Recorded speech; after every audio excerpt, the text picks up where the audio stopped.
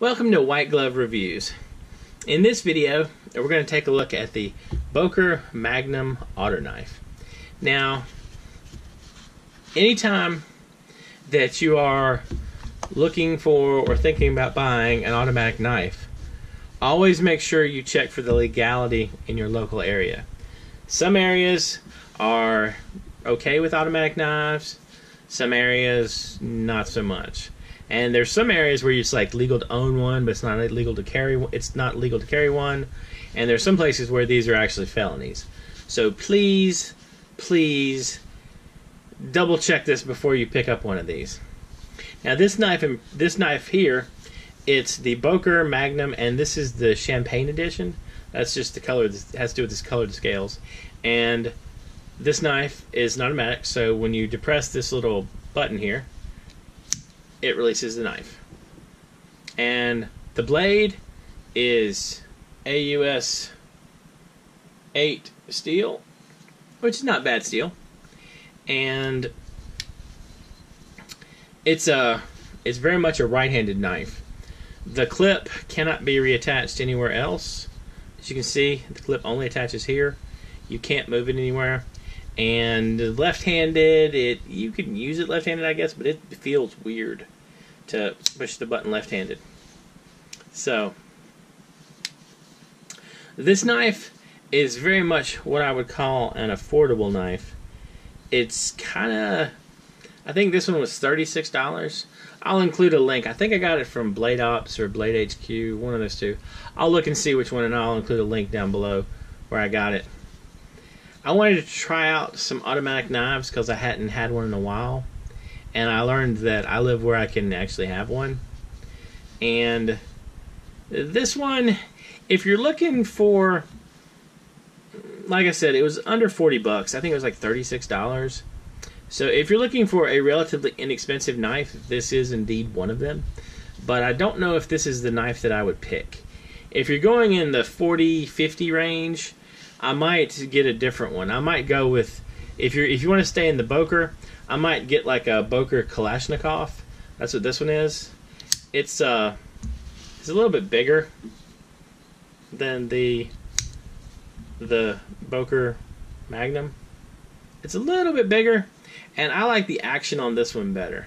I actually have a video review for this one, and I'll include a link at the end for that. One of the other things that I'm not crazy about with the Boker Magnum is, this might sound a little weird, but the release button feels squishy.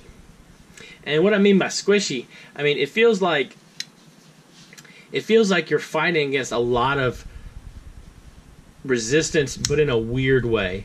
It doesn't have like this. It doesn't, like with this one, you just push it and it doesn't feel like you're squeezing your way into releasing it. You just basically push past the point and then it pops out.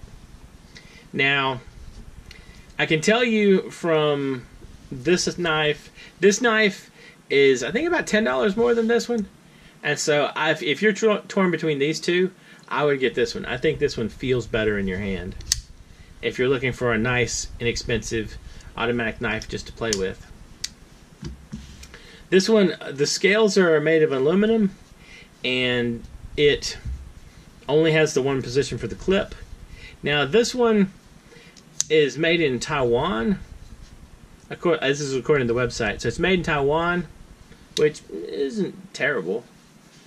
The main thing is, I don't know. This one feels weird a little bit, if that makes sense. It doesn't feel exactly right in your hand. So, if you're looking for an automatic knife and you just want a cheap one, this is a cheap one. Well, this isn't a terrible cheap one, not like one of the ones you buy at the flea market, but I mean it's relatively inexpensive, and I think it's an okay knife. It's sharp, but I think that if you are looking for an automatic knife, I think for the extra few bucks, I'd buy this one over this one. I'd buy the Kalashnikov over the Magnum. And if you are looking for a really nice automatic, like one to carry around with you in your pocket all the time, I would actually recommend a Benchmade. This is a Benchmade 4300, and this knife feels night and day better than the other two. Now, it's also worth pointing out, though, that you can buy 4.5 of these knives, or probably 6 of these knives, for the cost of one of these knives. So, it's a question of how much you want to spend on your knife. Anyway, I hope this has helped with if you want to get one of the Boker Magnum otter knives or not. I don't think this would be my recommendation for an otter knife, unless you're just looking for one to play with and beat up and destroy. But if you're going to do that, I'd still spend the extra $10 and get the Kalashnikov. I like this one better. So, anyway, I hope that helps some. And I'll include a link in the description to a page covering the legality of automatic knives, and also a link for wherever I got this one. I think it was Blade Ops or Blade HQ. I don't remember which. But I'll look back and see, and I'll include a link for that. And if you have any suggestions, or if you think that I was unfair to this knife or whatever, just leave a comment down below. And if you have any suggestions for anything that you'd like to see me review in the future, just let me know. And if you've enjoyed this video, please like and subscribe. Thank you, and I hope you have an excellent day.